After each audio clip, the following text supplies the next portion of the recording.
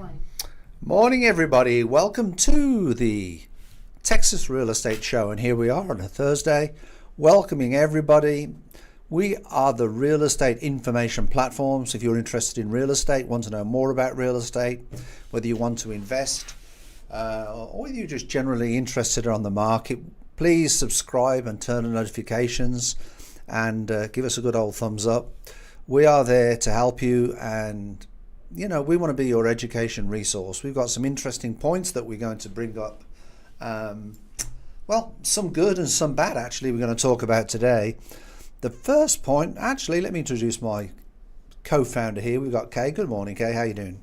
I am good. It's getting warmer, but getting colder at the same time. Yeah, I'm not going to be ignorant. I'm going to introduce Kay. She's behind the screen, hiding her face. She's as shy as ever. And anyway, my name is Stephen Williams. I'm the host of the show. And first of all, what we're going to talk about is it's an article that came about. And I think it's articles like this that really makes it very, very sad that there's people in places like we're going to talk about that play the system for themselves, and in effect it's the lower income houses and lower income earners that it affects because of misuse of funds is the best way to put it. So Kay, would you like to elaborate on this story? We can. Let's see what was going on. We can play some of it and we'll talk through it. Let's see. I'm KPRC2 Investigates Amy Davis. You know how when your budget is really tight, you gotta maybe cut back? Maybe you pack your lunch instead of eating out. You skip parties and forgo that vacation you'd been looking forward to. Well, it seems Houston Housing Authority executives didn't really believe in those basic budgeting principles in the months leading up to the big revelation that they're broke. Have you ever been to Steak 48? The cheapest entree on the menu is $48. Kind of a special occasion kind of place, unless you're the senior policy advisor and assistant to the HHA president. Nashawn Edwards only had a housing authority credit card for 9 months in 2024. In that time, he racked up more than $9,000 eating out. He ate at Steak 48 6 times. Dinner for 2 in March cost you $582. This receipt is a little hard to read, but we can see Edwards and his guest had the butcher's cut with Alaskan king crab legs, scallops, and sea bass. Another meal here in June cost $1,254. That would have paid Janet Hoffert's rent and then some. Instead, she's facing eviction. I make like $1,600 a month on total disability, Social Security, and that's just not enough for the rent and the bills I have to pay. The electricity bill is like $200. Janet, like thousands of other Houston senior citizens, is struggling to make ends meet. Okay. We manage a lot of properties and a lot of people are on fixed income. Personally, I feel the people in these authorities, they have a fiduciary duty to the people of Houston, in my opinion, not to go spending $1,200 or even, they shouldn't even be given a credit card, in my opinion. What they should be doing, let them put it on their credit card and then submit the invoices as expenses if they need to, but I can't even see why they need to take people out. Perhaps I'm just not getting the plan, but I really feel, I think the Houston Housing Program is a good program. We use it for a lot of our investors. Our investors are put out a lot through the Houston Housing Program. We've had some people, tenants, that have left the property and left thousands of dollars of damage, and the Houston Housing Authority have done nothing about taking the people that left the damage out of the program. They have, and then they complain that they've got no investors in the program or no homeowners. I like the program. We screen the tenants as best we can, but even then, tenants can always go sideways because their circumstances change. They fall into line with the wrong people and such like. You know, our lives can change just as very, very quickly to the good side and the bad side. But regarding Houston Housing, I think it's a good organization and we mustn't take anything away. But people like this are giving, and the people that want to cut programs like the Houston Housing, what it's doing is giving people the ammunition to go fire at the program that's doing a lot of good for people like the lady on the video. And it's really, you know, we need better policing and oversight of these programs to stop the abuse that's obviously going on. Just like the $549,000, that could have covered a lot of people's housing costs. And you know, and I don't agree with some of the high salaries that they pay some of these people. That, you know, apparently it's the going rate, but you know, when you get people working for $7 and $15 an hour, it's not right. But I think it's the oversight that needs to be looked at. What's your opinion, Kay? Yeah, so as far as this part of the video, yeah, we don't, yeah, so as far as this part of the video, I do think that it's ridiculous that, you know, he spent $1,600 essentially just on dinner, which is pretty crazy. So perhaps if you paid somebody's rent, one of the people he paid the rent for would make him a sandwich. You know, it makes me a little bit angry, to be perfectly honest. Yeah, I mean, you know, I mean, I've been in this building a lot, you know, for some of my investors, and they have improved the way they do business. The Houston Housing Authority, they've moved buildings across the street to a new building, and it's a lot easier now. They have a landlord's line, they have a tenant's line, and it's much quicker seeing somebody, and they give you a little ticket. But for issues like this, it was interesting looking at some of the comments, but you know, I do think they need to be criminally charged. yeah. It's fraudulent, but it is criminal, and they shouldn't be able to do things like this. Yeah, so let's see 18,000 people are waiting for an HHA housing voucher that would help defray the cost of their rent.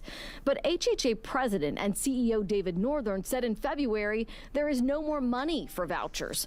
Northern resigned in November, and his assistant, Nashawn Edwards, did too. Both got generous settlements to just go. But before they left, we had asked to see all of the HHA credit card statements assigned to employees going back to the beginning of 2023. What we found in these records, wild spending by just 5 employees who had credit cards.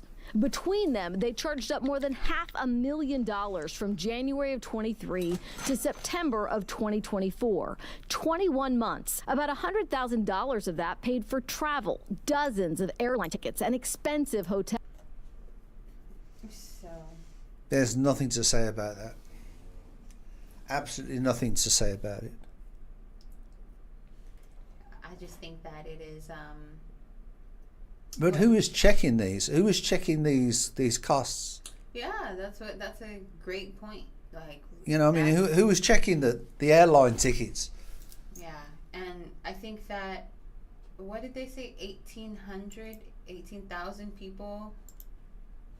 There's And about CEO David Northern said in February there is no more money for They said 18,000 people needed help for, you know, housing, and they said that there's no more money. I can guarantee that $500,000 split across 18,000 people could have definitely helped them with whatever it definitely would have helped issues. some. It wouldn't have helped all of them. Yeah, if you were able to give $2,000, you know, for assistance to 18,000 people, Yeah. that's still not even a quarter of what they My spent. biggest disappointment with this is that there's people out there that need roofs over their head, that need help, and the Houston Housing Association is a good organization. But when you've got people like this that are defrauding the system, it gives the Houston Housing Association a very, very, very bad name. all right? And then when people come in here that don't like the liberal and socialist side, and I'm not making this, I don't blame them for turning around and saying, well, why should we have these programs to help people make money when people that are running it are basically, acting like this? Yeah, it's like a slap in the face. And I think I know people that we manage properties for, they're on a fixed income, and their HOAs have gone up. There's one lady I know, she's 83 years old. She walks around with an oxygen tank. And, she has a $23 increase on a HOA fee this year for her little apartment. But that $23 is a lot of money to her when she's on such a fixed income.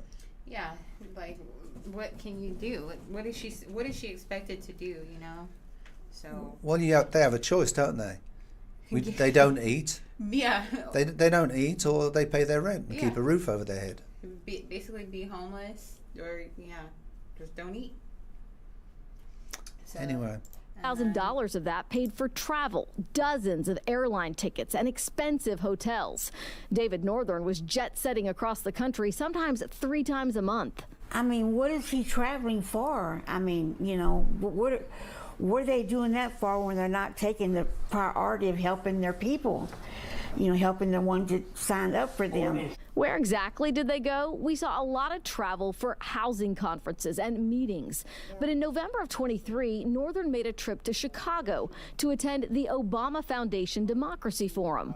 This wasn't about housing, but with Northern's airline ticket, hotel, and rental car, this trip cost taxpayers nearly $3,000. And all that travel can be stressful. That may be why Northern ordered more than $2,000 of workout equipment delivered to HHA offices on Fountain View. We asked HHA Chairman Jody Proler if taxpayers will ever get that money back. He told us the board deducted more than $6,500 from Edwards' final paycheck when he left in November. Northern had no deductions.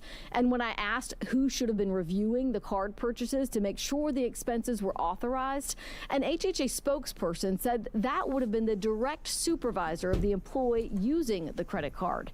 Edwards' direct supervisor was Northern, and Northern was the president. So how does the new HHA... Very disappointing.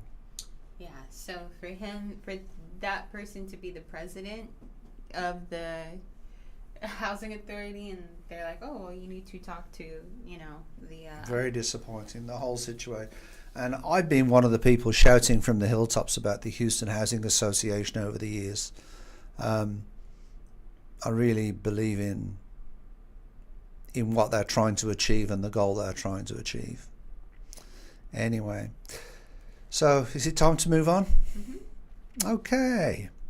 Let's talk about whether you should buy a new house or whether you should buy an old house. Let's run the next reel. One thing is for sure, 2 things for certain. I will not be buying a house, a home. We will not be buying anything that was built in 2024. I can tell you that right now. Matter of fact, it may not even be anything in the last decade. I might even get a Victorian home, okay? Because the way that some of these contractors talk about how homes are being built and some of the videos that I've seen is really scaring me. As someone who is in the real estate industry, we don't tell you about these issues just to scare you. We tell you because we witness these horror stories firsthand with our clients who purchase these properties, and they... Okay, let's talk about that. I have always said that whenever you buy a new home, get yourself a good realtor. And the reason is because, one, even with a new home, you should get an inspection for the home. There is a new home inspection that you should get, and it's in 3 phases. The first thing is they come in and the builder will tell you or your inspector when they're pouring the slab, and they will make sure that all the there's iron bar in there and it's done properly and the grading's good.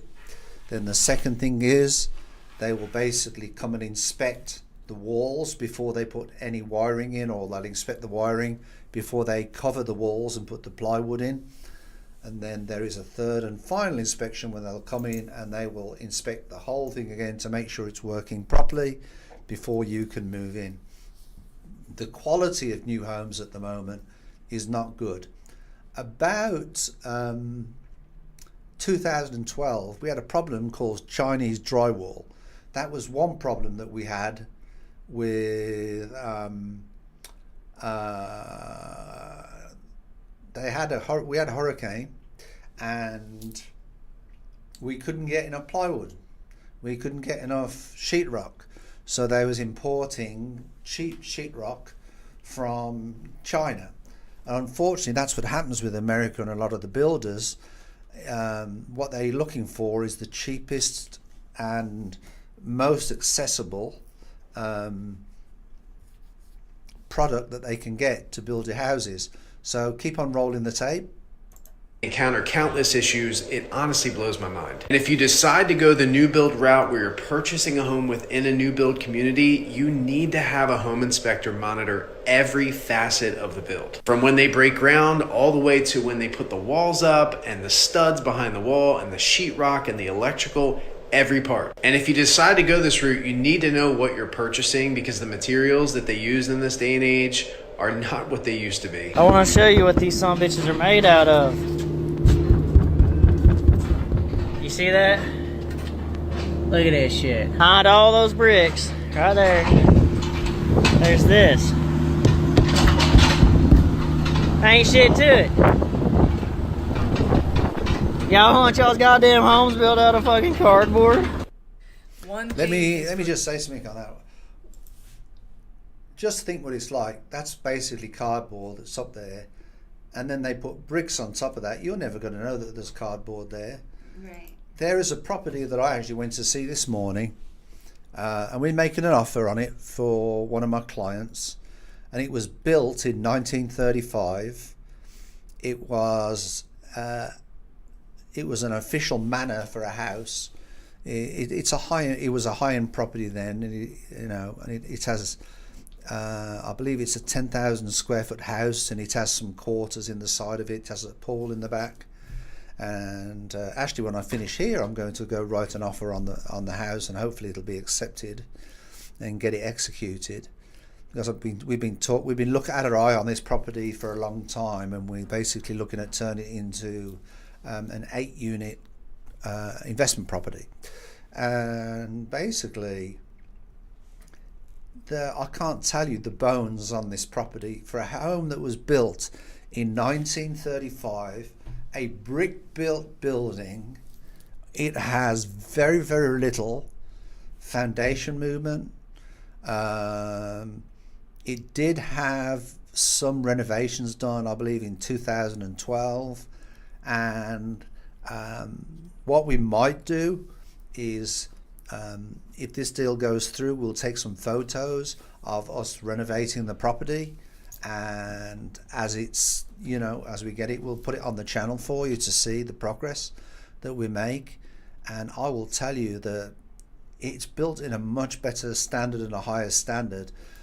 But it's not just a case of being built in a higher standard, it's resisted the weather conditions and the temperatures, the highs and the lows, for so many more years. The building is nearly 100 years old, and it's been built, and it has been maintained, obviously, but some of the new houses that are being built, the builders are cutting short, they're cutting corners, and basically what's happening is, because all they're bothered about is making a profit and going on to the next house. So if you're thinking of buying a home in the Houston area, please give me a call on 713-550-0096 so we can go out there and, find yourself a quality builder and get yourself some deals. We negotiate hard for you on your behalf. And that's another thing. If you, as a potential homeowner, go in, the builder will offer you incentives, but sometimes them incentives are not to your advantage. Mm-hmm. So the stream's been paused. No, we're good? Okay, all right. I've just been told we're good. So, basically, you know, just go out there and get yourself, go view the houses, you know, and give us a call by all means. Anyway. And I want...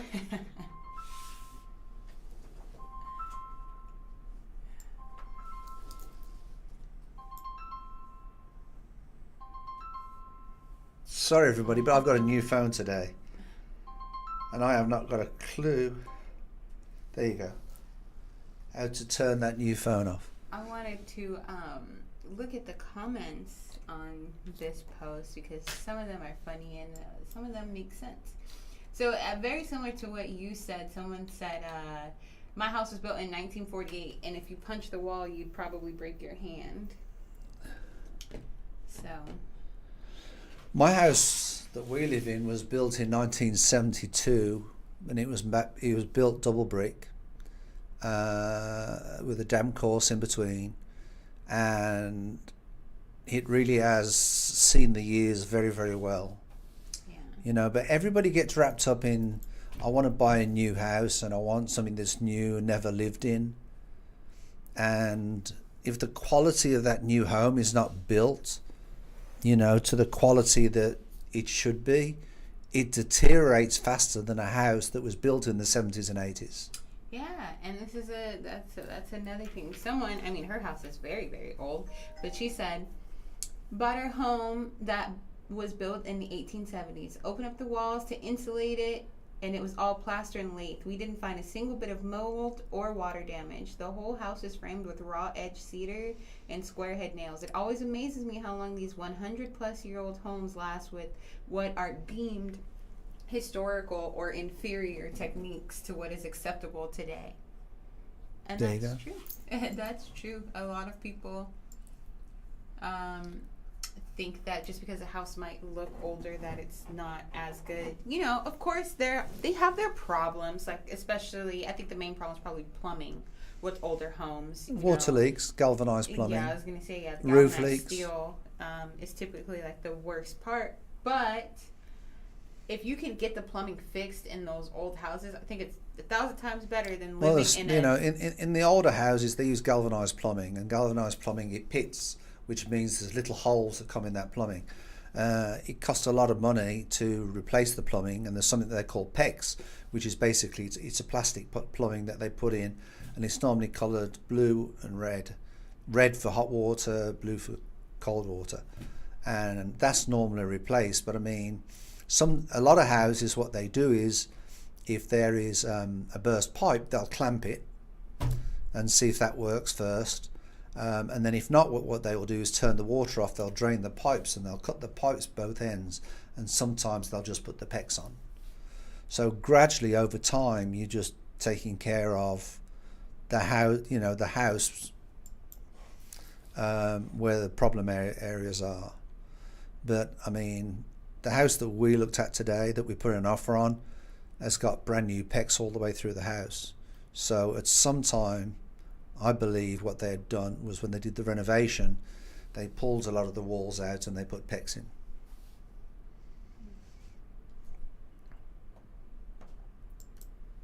So we have our last video. Yeah, this is worrying that, you know, apartments can do this. What we're going to talk about. We're going to talk about a young gentleman up in Dallas, and apparently the apartment that he lives in, entered his apartment and it was the wrong apartment. They should have gone into another apartment, and they took all his personal belongings out and put it in the trash. So roll that clip. A Deep Ellum man says everything he and his daughter owned was thrown in a dumpster after the management of his apartment building accidentally ordered maintenance to clean out his rental. It turns out apartment management had the wrong unit number, and now that man says that he is out tens of thousands of dollars. Building management argues he never should have been living there to begin with. Consumer reporter Steve Noviello is on your side tonight. Used to have a couch here, a TV stand with the TV. After Johnny Abney spent years building a life. This was my daughter's snack drawer. For himself and his 9-year-old daughter. It was a closet full of clothes. This is all that's left of their stuff. Everything gone. Everything they own. Clothing items, all my groceries. They cleared out my whole refrigerator full of groceries. Is gone. Well, we had a shower curtain here. Not stolen, thrown in the dumpster by order of the management at the Hamilton, the high-end mid-rise apartment building where Johnny and his daughter lived in the Deep Ellum neighborhood of Dallas. They came to my door and cleaned everything out, from my daughter's clothes to my clothes to everything, from a toothbrush, bathing items. Like, they pretty much left me with nothing. It's all in this police report Johnny filed when he returned home from work in late July to find his apartment door unlocked and the contents cleared out.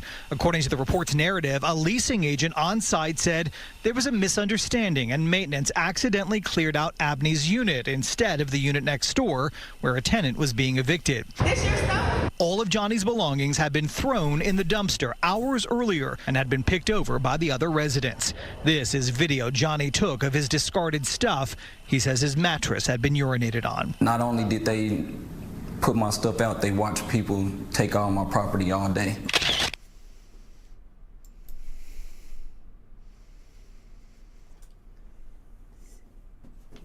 Well, all I can say is it's very, very sad that, you know, but what I can't understand is what did the apartment complex made a statement that says that he shouldn't have been there in the first place. Yeah, I'm interested to see what they mean. So maybe we'll find I'd like out to know as we keep watching why they say he shouldn't have been there in the first place. Yeah. Because, and that's what I was waiting for on the clip actually, because obviously they shouldn't be just walking into an apartment complex if he's not the one that's being evicted. Yeah. But there's always two sides to a story, and I'd like to know what the apartment is saying about why he shouldn't have been there. Yeah, maybe we can, as we are still watching, but as far as where we are currently in the story, I think that it is really, when I saw his stuff, that's what I was thinking too, because, you know, that's probably all the stuff that he was able to recover, because like you said, his stuff was, you know, picked over from previous, you know, other But it didn't look in really good condition. The stuff? It didn't look in good condition? No, not the stuff by the dumpster. I'm certain that the stuff by the dumpster that's probably why it was left there. I mean, somebody did pee on his mattress, so they probably took it. But I think his stuff was in good condition. You can see the clothes that he had. He's got like a... Oh no, so because it's all new. I don't think so. I think he said that that's all that they were able to get back. So they were... Well, I wouldn't be using a toothbrush out the dumpster. So they were able to get some of their stuff back. So it looks like he was able to get some of his daughter's clothes and stuff. But as far as what he did have there, even if it wasn't in good condition or whatever, it's still his stuff.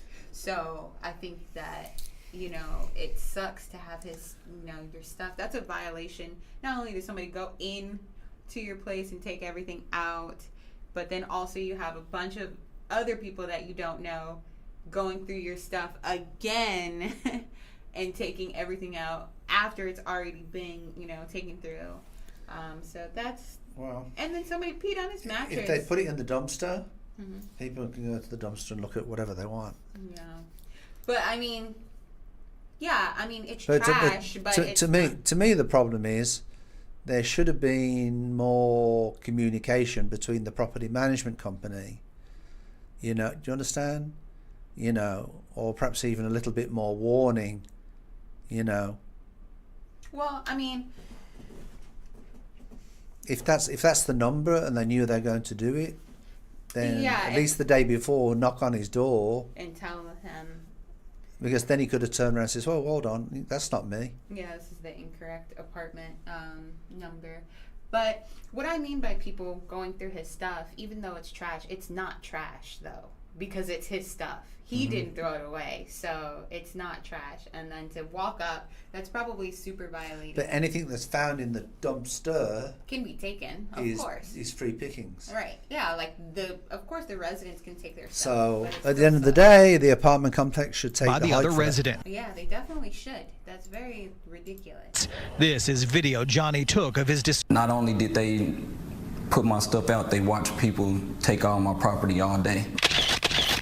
Property management offered to get what they could from the trash and return it to Johnny's unit. Johnny said they even had that stained mattress professionally cleaned, but most of his and his daughter's stuff was gone for good. This door is completely gone, and this one, they just completely just broke it.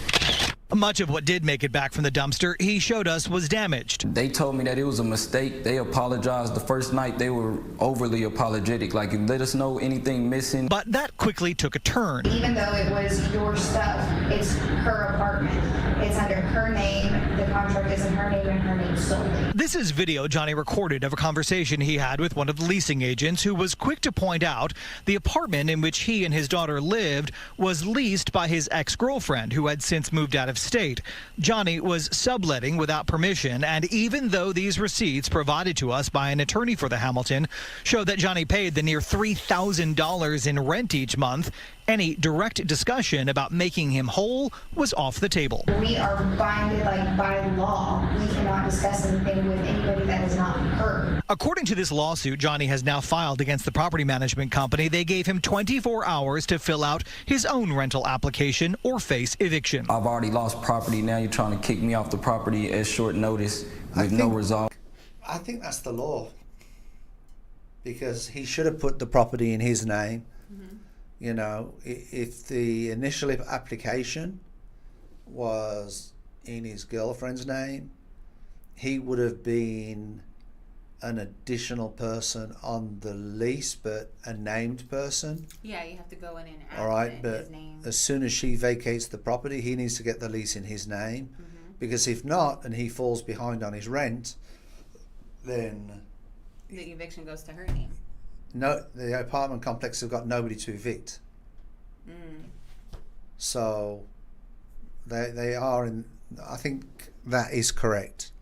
I think from a human point of view, not a legal point of view, because I think they should give him a little bit more than, you know.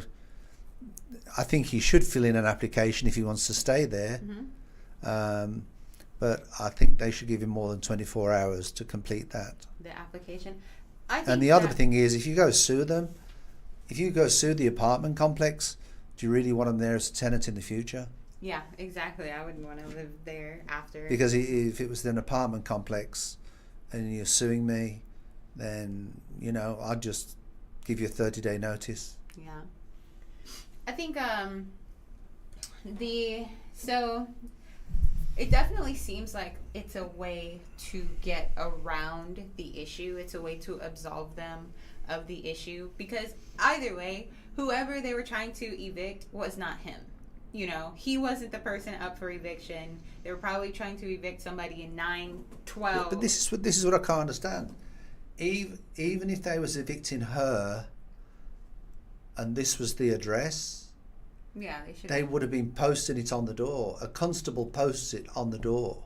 Yeah, but what I'm thinking is that what I was gonna say was, they probably were supposed to evict somebody in 9/12 or something like that. He probably lives in 8/12, and they probably did go and put the correct information on 9/12, and then the maintenance person probably went to the wrong floor for it to be that mistake. So that's why, this is a way to cover. It's an absolute mess. Their bases, because their maintenance people went to the wrong door. Right. So no matter whose name is on the lease, it's like you still took the wrong people's stuff out of their apartment. So absolutely, hopefully he's in a good relationship with his ex-girlfriend to the point where she can call, and maybe he can even pay for her flight or whatever to get her down there to speak to them, because they're saying, we can't speak to you about this because her name is on the lease. Okay, well, she lives out of state, so they, if he was on good speaking All she's terms, got to do is send him an email and say, or call them,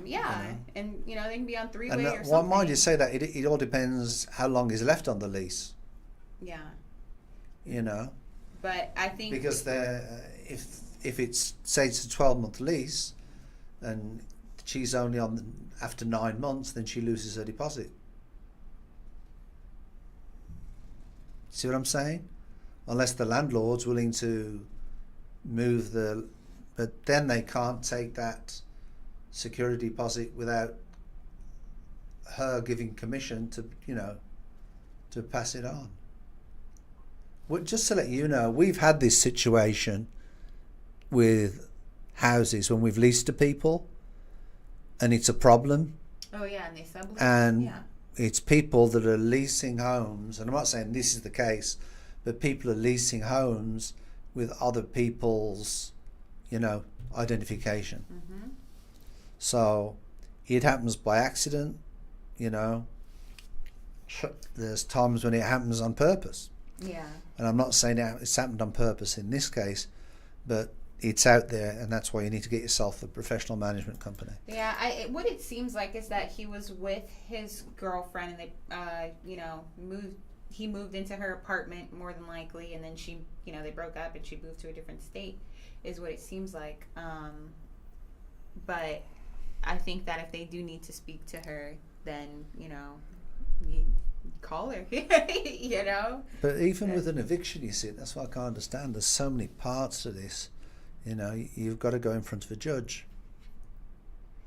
But if they knocked on the wrong door, then that's a problem in itself. Yeah, they weren't trying to evict him. That's the thing. They were not trying to evict him. They were not trying to evict this unit. They just went to the wrong place, and so they're just trying to get a way to not have to pay him his money. And if he had renter's insurance, that wouldn't cover it.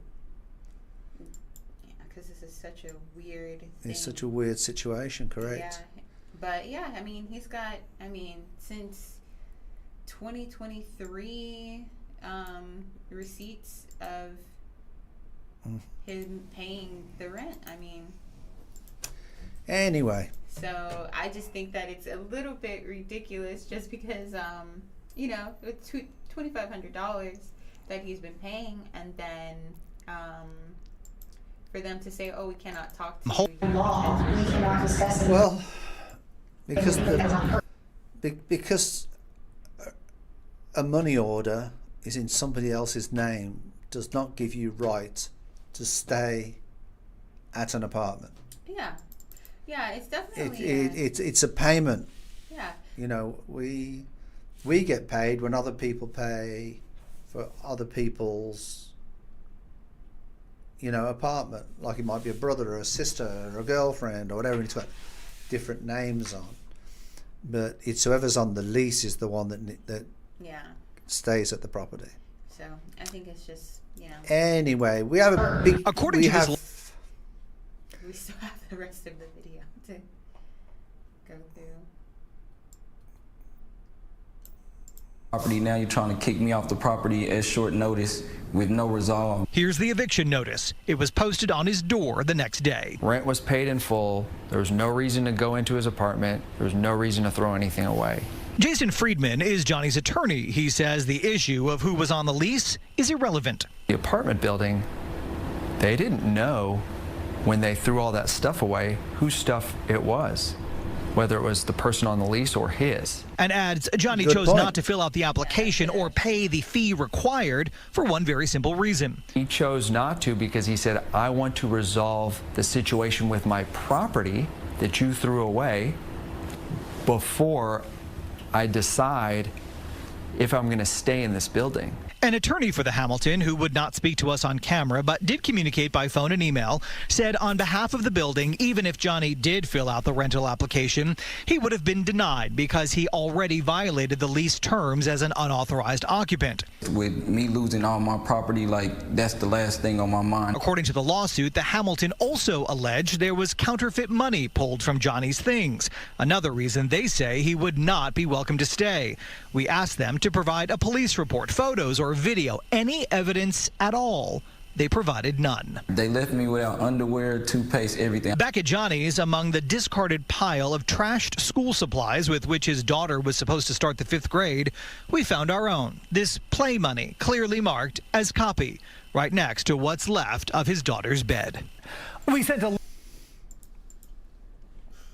Well, I'm glad he's got an attorney. Yeah, it seems like it's just a very bad property management company, because it seems like they didn't know what they were doing, because like... Is that mine again? Yeah, of course. I've got this phone and I do not know how to turn this off.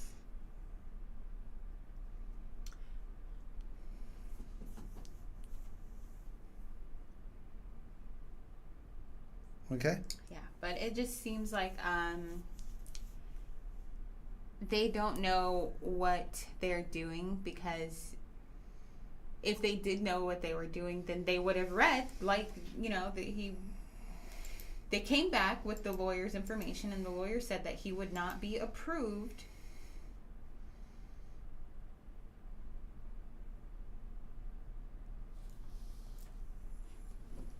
Okay.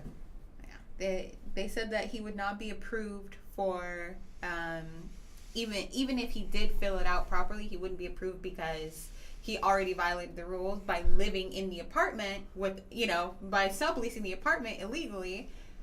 But they obviously, the property management company did not know this information, because why would they even offer that to him to sign a lease? You know what I mean?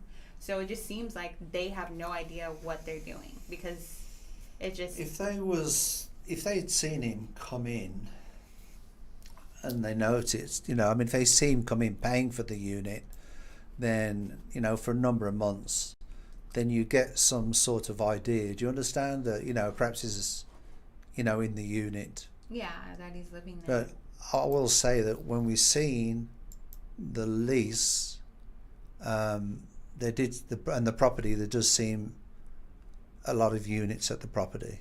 Yeah, so I'm not even, I don't even mean that. I mean what this says right here, because remember earlier in the story they said he said that they gave him the opportunity to sign a lease so that he could stay in the property. But afterwards, the lawyers for the actual property said this: anyone not listed on the lease cannot stay in the apartment for more than a certain amount of days. And violated the lease terms as an unauthorized occupant. So they said that he can't even live there. So they didn't even know that. That's what I mean by the property management company has no idea what they're doing, because why wouldn't they know that information? They should know that information. You know, that seems like something that if it was like a healthy property management company, that they would know, okay, we can't even give him this option, you know. And then no, because at the end of the day, apartment complexes and real estate agents, they cannot give legal advice. No, but it's not legal advice. This is in the terms of the property management. Like, let's re-listen. If it's not on the lease, it is on the lease. All right, but even the interpretation of it. If this apartment complex are like they are, they should be taking legal advice in a situation like this. Definitely. They should be handing it over to an attorney. You know, the employees shouldn't be commenting on it. No, that was the attorney that came out with this information. Right. So An attorney for the Hamilton, who would not speak to us on camera but did communicate by phone and email, said on behalf of the building, even if Johnny did fill out the rental application, he would have been denied because... Yeah, I got that. Yeah. I understand that. So yeah, but what I'm saying is that the property management place offered him, once they found out that they threw his stuff away, they offered him the opportunity to fill out, you know, an application. And they should not have, if they knew that information, why would they do that? You know, why? If they knew that he would be denied, they would. Because then, if it goes to court, they can turn around and say, "Well, we gave him an application, and he chose to turn it down." That's true. Then the lawyer that they have does not like them, because he should have revealed that to them. But I also think it's ridiculous because they said, "Oh, we also would not have denied, or we would not have approved him because he had counterfeit money in his things, which is another thing. You would not know that information if you did not go through his stuff. Right. That's what the main point is that all of this is happening because, they threw away his stuff, without knowing who it was. Yeah. So I feel bad for the guy. Absolutely. It's not easy. And Anyway, he's gonna be out in the cold we have a big event that's moving through the Houston area, and we just want everybody go and wrap them exterior pipes. You'll be lucky if you find them, all the wrapping and stuff, if you find them at Home Depot by this time, or Lowe's. But basically we want everybody to know, please make sure that you wrap your pipes. Martin Luther King Day is when it starts. What's happening? What's that? What's happening? What's starting? Well, it's freezing. Oh. It's going to freeze. That's why you need to wrap your pipes. But basically, wrap them pipes at first thing. I would suggest on Sunday, start to wrap them. And how you should be wrapping them is, you can wrap them with towels if you want to, if you can't get the, what do you call them things that you use in pools in the summer for the kids? Noodles? Pool noodles? Yeah. You can get noodles for winterization, and then you wrap duct tape around the noodles. A lot of people will tell you not to drip taps. We tell our clients and our tenants to drip taps, and the reason is because if there's some water going through, the city of Houston don't like you dripping taps because it reduces the water pressure. But I would rather have no burst pipes and frozen pipes and let the city of Houston deal with any problems that they've got. But basically, I just want everybody to know that on Monday we are going down, the lowest is going to be 29 degrees, and on Tuesday the highest is going to be 32 degrees. So that's the highest on Tuesday, and it's going down to 27 degrees. Now I just want everybody to know that a rule of thumb is if it stays below 32 for more than 5 hours, pipes will start to freeze. So I did not know that. Yeah, so turn the heat up in your house, all right? Let your pipes drip, and put your heaters on in your house, and then hopefully you can, make it work a little bit. But that's what we need you to do. Use your fireplaces, maybe. It might be the only time you get to use your fireplaces if you have one in Houston. No, my wife gets me using our fireplace every night, and I'm sweating. She loves having a fireplace on, and I don't like it. And when I go out at night, because where we live, they've all got fireplaces. When everybody's got their fireplaces on, I think I've told you before, it makes my eyes get sore because of that smell of the smoke. Oh yeah. And I don't like it at all. But basically next week, everybody needs to start wrapping their pipes Saturday and Sunday at the latest, because on Monday the high is going to be 39, a low 29. On Tuesday a high of 32 and a low of 27. Tuesday is going to be a real problem. I would suggest people even stay at home. They reckon there is a chance that it's going to be 50% rain. So there's probably going to be ice on the roads. And then Wednesday, it's going to be high of 38 and a low of 26. And then from Thursday onwards next week. So, and they reckon there's another Arctic front coming through in about another 10 to 15 days. So for everybody out there, please might be very, very careful.